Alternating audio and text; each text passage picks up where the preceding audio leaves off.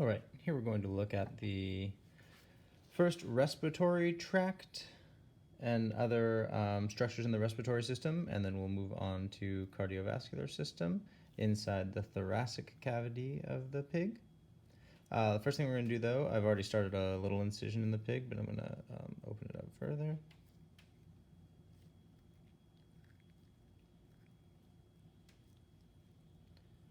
This is a very sharp scalpel, and then I'm going to use these rubber bands to help hold the pig open, so I don't have to use extra hands that I don't have in order to try and stabilize the pig. So just kind of link two larger rubber bands together, wrap it around the back, and it kind of holds our pig open, ready to be dissected a little more deliberately. All right, so if you'll remember from the previous video,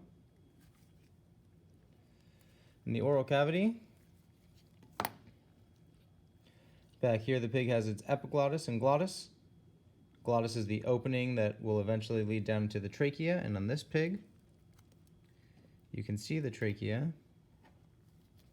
right here. It's jiggling around from side to side right here. And eventually we'll hit an enlarged structure as we move down the trachea, this right here. This is the pig's larynx, or voice box. And so this is how the pig ends up making all of its oinks and grunts. As you exhale, there are cords, vocal cords, in your larynx that vibrate. And as, like babies for example, learn to manipulate and control the amount of air that vibrates those cords, as well as moving their mouths, that is how we make sound. Everyone's whisper sounds roughly the same because you're not vibrating your vocal cords. But once you actually start to vibrate your vocal cords, you can change the tone and pitch of your voice far more readily. So it is that vibration of vocal cords that allows us to make sounds. Same thing is true for pigs.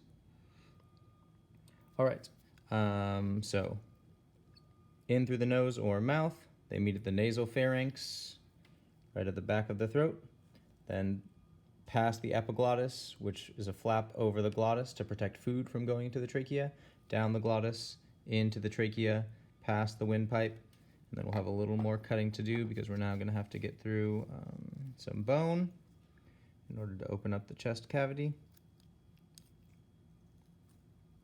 Again, this scalpel incredibly sharp, so I have to be really careful when I'm going through the bone not to go too far and damage the tissue beneath. I'm going to use my dissecting scissors to help open it up a little further.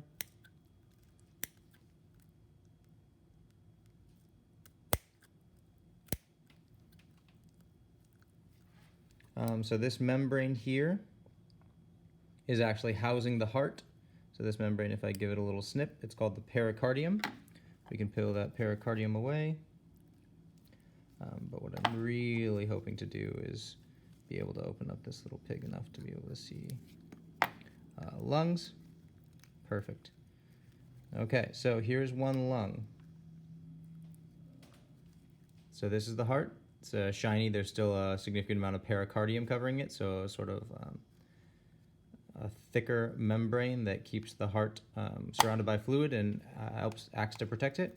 And then off to the side here, I have a lung. This lung is the pig's right lung. You always do it according to the patient. So this is the patient's right, this is the patient's left. This is the pig's right lung. The right lung actually has 3 lobes, just like in humans, 1, 2, and 3 down here. The pig's left lung will only have 2 lobes because the heart is actually taking up so much space where there are only 2 lobes on the left lung. So I'm going to make slightly different incisions now to really be able to open the pig up.